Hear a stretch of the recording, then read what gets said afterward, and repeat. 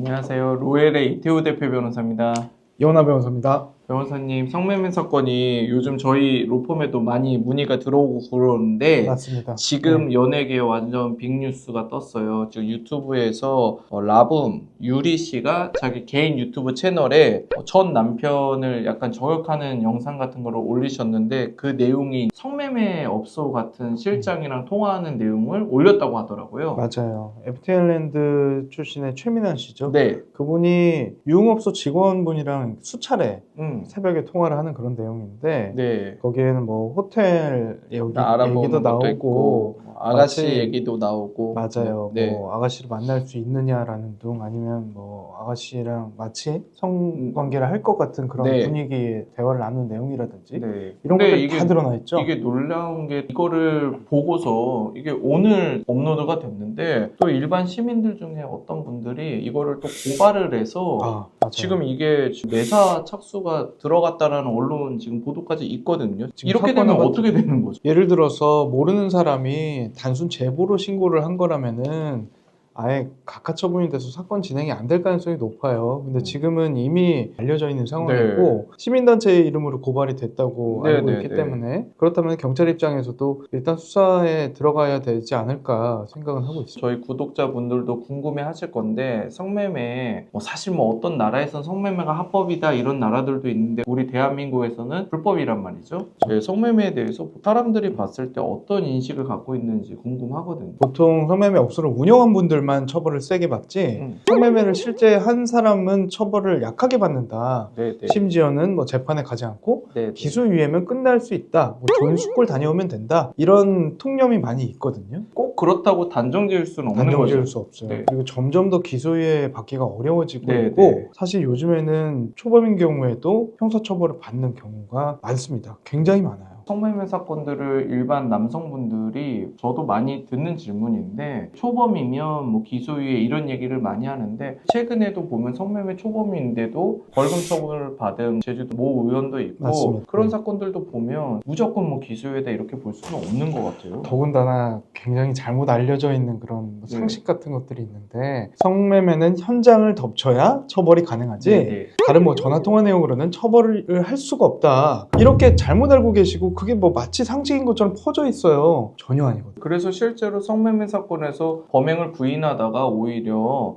검찰이나 법원에서 봤을 때 개성 가능성이나 반성의 정도도 별로 없다고 봐서 더 센 처벌들을 받는 경우들이 있잖아요. 당연히 그럴 수 있죠. 네. 실제 이제 최민환 씨 사건 같은 경우는 실제 수사가 만약에 들어간다고 보면 최민환 씨 소환 조사는 당연히 할 수밖에 없겠죠. 할 가능성이 저는 충분히 있다고 네. 보고요. 다만 이걸 추가적으로 성매매 여부를 입증을 할 수 있느냐 네. 이거는 또 다른 문제죠. 왜냐하면 네. 지금은 이제 통화 녹음 파일만 공개가 된 것이지 네. 그 당시에 최민환 씨가 방문한 업소가 어딘지 네. 여성과 어떤 관계가 있었는지 네. 또는 실제로 호텔을 방문을 했는지 네. 이런 것들을 전부 다 조사를 해야 되고 네. 상대 여성이 만약에 특정이 된다면 네. 그분도 조사를 해야 돼요. 네. 그래서 이게 입증이 될지 아닐지 여부는 지금 단계에서 판단하기는 좀 어렵지만 수사는 해야 될 걸로 보입니다. 최민환 씨나 성매매 업소 실장 같은 사람도 이제 조사를 할 거고. 알선 그분은 네. 굉장히 세게 처벌받을 수 있어요. 네, 그렇게 해서 이제 실제 한번 수사 과정을 한번 보기는 봐야 될 것 같아요. 네네.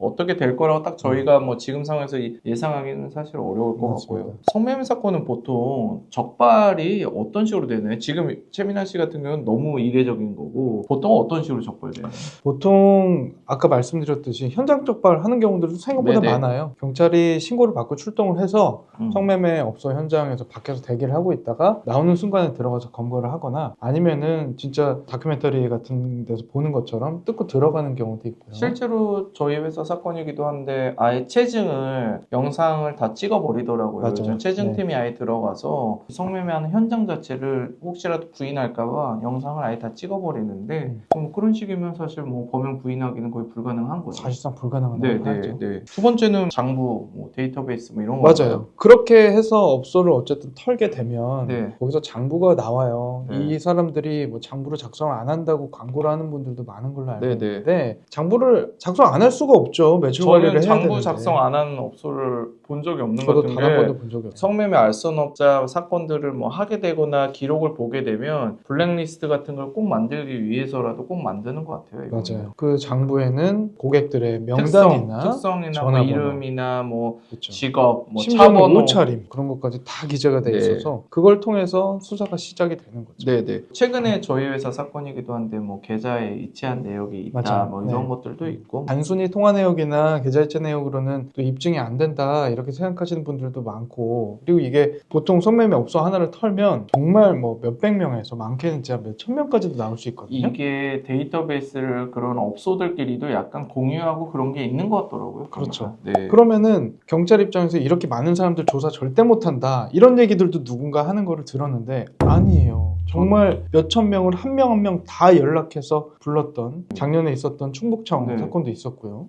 조사 다 합니다. 실제로 해요. 그래가지고 아주 작은 단서라도 있으면 조사를 다 하기 때문에 그런 부분들을 아예 안 가시는 거를 추천을 드리고요. 네, 맞아요. 네. 그래서 경찰이 그 연락처를 토대로 해서 처음에는 전화로 네. 시작을 해요. 누구시 맞느냐, 네, 어디 어떤 업소 갔었냐, 방문하지 네. 않았느냐, 네. 나와서 조사 한번 받으시라. 네. 그것부터 시작을 하는 거죠. 그러면 이렇게 경찰에서 연락이 왔다면 보통 이제 어떻게 이제 일반인 입장에서는 어떻게 뭐 대응을 해야 되나요? 일단 그 전화를 받으신 분이 기억을 못 할 수도 있어요. 내가 갔었는지 안 갔는지 네. 기억이 안 날 수도 있고 네. 아니면은 전혀 아닌 경우도 있거든요. 네, 왜냐하면 네. 뭐 전화번호가 변경되는 경우도 있고 네. 업소에서 장부를 잘못 써놓는 경우들도 있을 수 있기 때문에 네. 만약에 내가 가지 않았다라고 네. 한다면은 당황하지 마시고 변호사 도움받아서 네. 부인으로 진술을 준비하고 들어가면 되고요. 만약에 기억이 나지 않는다고 하면은 일단은 대답하지 마시고 변호사와 상의를 해서 그 당시 상황이 실제로 여기 방문한 것이 맞는지 이런 것들 좀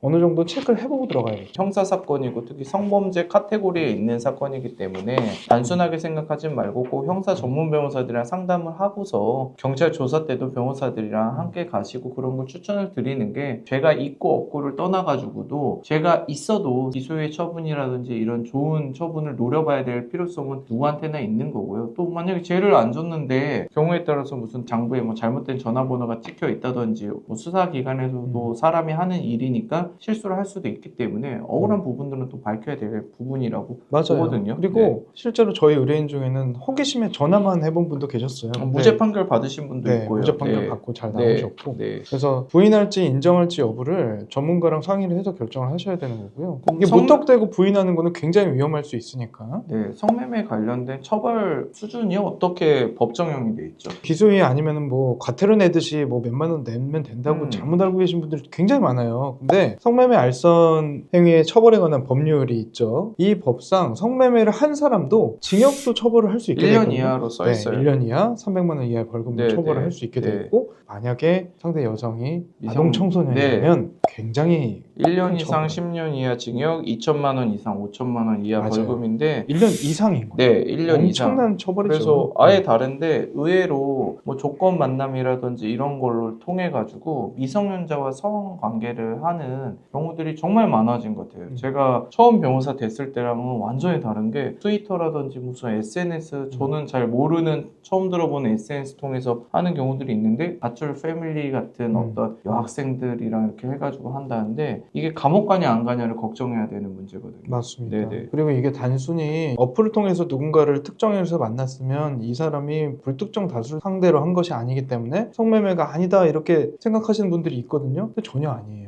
왜냐면 예를 들어서 어떤 사람이랑 만나면서 선물을 주고 이런 거랑은 아예 별개고 맞아요. 이건 성관계를 대가로 물건이나 또는 네. 뭐 재산상 이득이나 네. 뭐 돈이 금품이 지급되는 네. 경우에는 성매매가 확실히 되는 거기 때문에 네. 이게 특정한 사람이랑 한다고 해도 처벌을 피할 수 없거든요. 네네. 그렇습니다. 그래서 성매매 사건이 오늘 마침 또 이런 화두가 돼가지고 저희가 영상을 찍게 됐는데 상당히 난이도가 높아졌고 어렵습니다. 뭐 가능하면 이런 일 자체에 휘말려 들지 않는 거를 추천을 드리고 혹시라도 이런 사건 때문에 연락을 받으시면 꼭 변호사들 도움을 받으시는 거를 부끄러워하지 마시고 그렇게 생각을 하셔야 될 것 같아요.